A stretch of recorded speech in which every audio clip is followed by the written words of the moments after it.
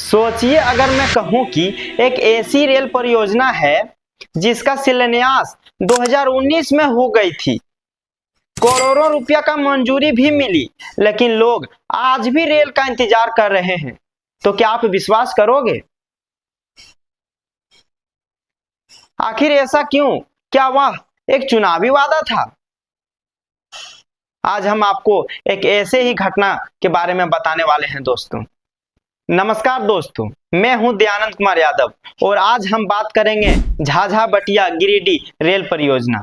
इस वीडियो में हम जानेंगे कि यह परियोजना कब शुरू हुई, इसका शिलान्यास किसने किया और कितने राशि में स्वीकृत हुई थी, अभी काम कहां तक पहुंचा है और आखिर चकाई के लोगों को इससे क्या फायदा होगा। दोस्तों, चकाई बिहार झारखंड के सीमा पर स्थित एक महत्वपूर्ण इलाका है।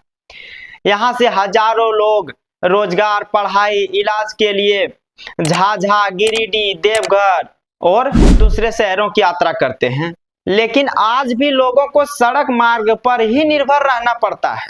अगर यहाँ रेल लाइन बन जाती है तो यात्रा आसान होगा, रोजगार मिलेगा, व्यापार बढ़ेगी और पूरे इलाके का विकास तेज होगा। इसी सोच के साथ झाझा से गिरिडीह तक नई रेल लाइन योजना बनाई गई।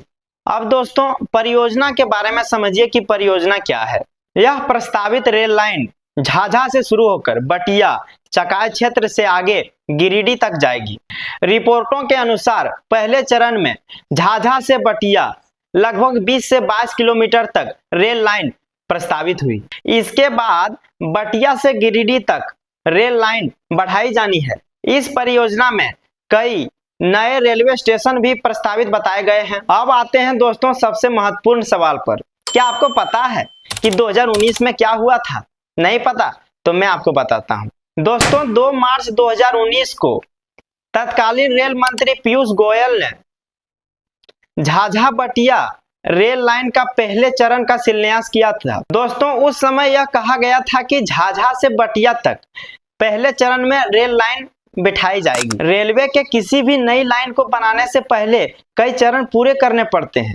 पहले सर्वे किया जाता है, फिर यह तय किया जाता है कि किन किन गांव, किन किन खेतों से होकर लाइन गुजरेगी। फिर इसके बाद जमीन अधिग्रहण होता है, मुआवजा होता है, पर्यावरण संबंधी मंजूरी और बजट जैसी प्रक्रिया होती है। इसी कारण से कई परियोजना में वर्षों लग जाते हैं। अब सवाल उठता है कि क्या सिर्फ यही कारण था या कहीं ना कहीं प्रशासनिक सुस्ती भी रही? जनता के मन में यह सवाल आज भी है। दोस्तों, अगर यह रेल लाइन बन जाता है तो इससे चकाई के लोगों को कितना फायदा होगा, क्या आपको पता है? इसका सबसे ज्यादा फायदा चकाई और चकाई के आसपास रहने वाले क्षेत्र के लोगों को होगा। अगर चकाई के छात्र को दिल्ली, मुंबई या कोलकाता जाना होता है, पटना जाना होता है, तो उसे ट्रेन पकड़ने के लिए पहले जसीडीह स्टेशन जाना होता है या फिर देवघर स्टेशन या फिर झाझा में स्टेशन है वहां जाना होता है। अगर यह परियोजना बन जाएगा तो स्टूडेंट डायरेक्ट यहीं पे बैठेगा और डायरेक्ट पटना में उतरेगा। व्यापारियों के लिए माल ढुलाई आसान होगी, युवाओं के नौकरी और पढ़ाई के लिए आने जाने की सुविधा आसान होगी। यानी यह सिर्फ एक रेल लाइन नहीं है दोस्तों, पूरे इलाके की अर्थव्यवस्था को सुधारने का परियोजना साबित हो सकती है। जब 2019 में यह परियोजना का शिलान्यास हुआ था तब लोगों को लगा था कि कुछ ही वर्षों में यह पूरी हो जाएगी, हमारे इलाके में रेल चलने लगेंगे।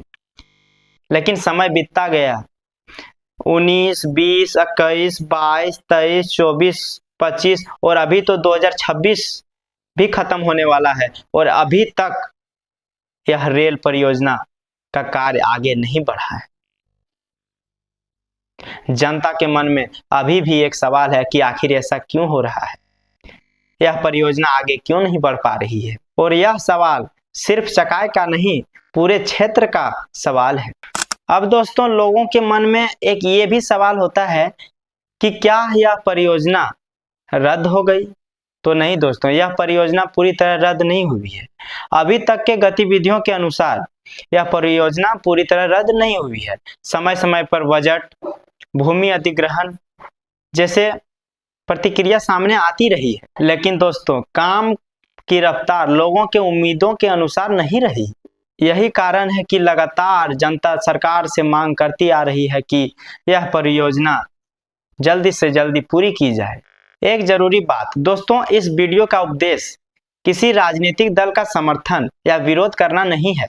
हम सिर्फ सार्वजनिक रिपोर्टों और उपलब्ध जानकारी के अनुसार लोगों को यह समझाना चाह रहे हैं कि यह परियोजना कहां तक पहुंची है और लोगों को इसका लाभ कब मिलेगा।